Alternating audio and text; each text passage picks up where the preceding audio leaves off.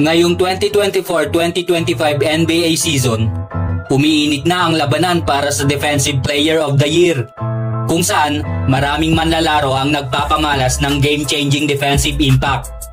Ito ang ranking ng top 5 contenders sa kasalukuyang karera sa Defensive Player of the Year. Umpisahan natin yan sa rank number 5, Jaren Jackson Jr.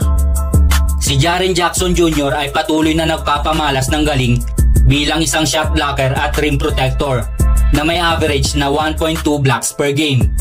Bagaman bahagyang bumaba ang kanyang mga numero kumpara sa nakarang seasons, ang kanyang 1.5 steals per game ay patunay ng aktibo niyang kamay at mabilis na reaksyon, dahilan kung bakit siya ay isang defensive force sa loob at labas ng paint. Rank number 4, Bam Adebayo. Bilang isang versatile at physical na defender, si Bam Adebayo ay isang bangungot para sa mga kalaban dahil sa kanyang walang humpay na enerhiya at intensity. May average na 1.5 steals at 1.5 blocks per game.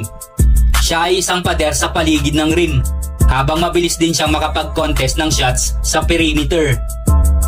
Ang kanyang versatility ay susi sa defensive schemes ng Miami Heat, lalo na sa mga switches kung saan kaya niyang bantayan ang iba't ibang posisyon.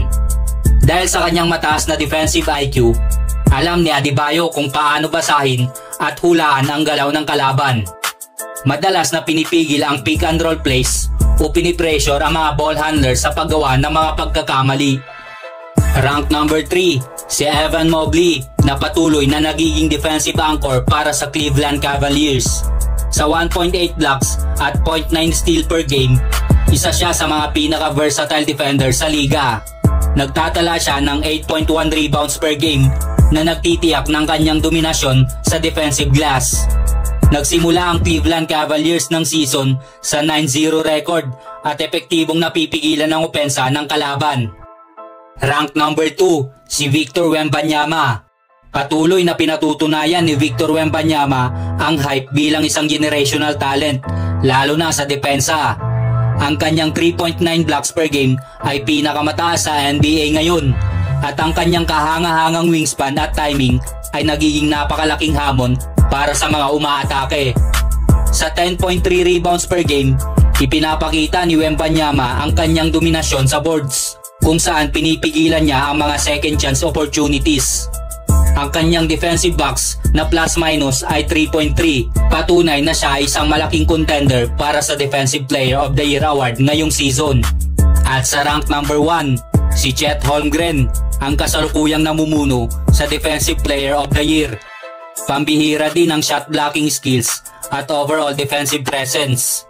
Sa 3.1 blocks per game, siya ang nag-a-anchor ng depensa ng Oklahoma City Thunder, dahilan kung bakit sila ang may number 1 defense sa liga na nagpapaintulot lamang ng 95.9 points per game. Ang kakayahan niyang mag-cover ng malawak na area at mag-contest ng shots ay nagiging dahilan kung bakit napakahirap siyang iskoran ng mga kalaban. Ang kanyang defensive box plus-minus ay 5.3 na nagpapakita ng kanyang impact sa defensive side. Sino kaya ang tatanghaling Defensive Player of the Year ngayong season? Abangan natin yan, mga chong! Here out Holmgren on the offensive glass. Daniels, way up for the top, and he was denied.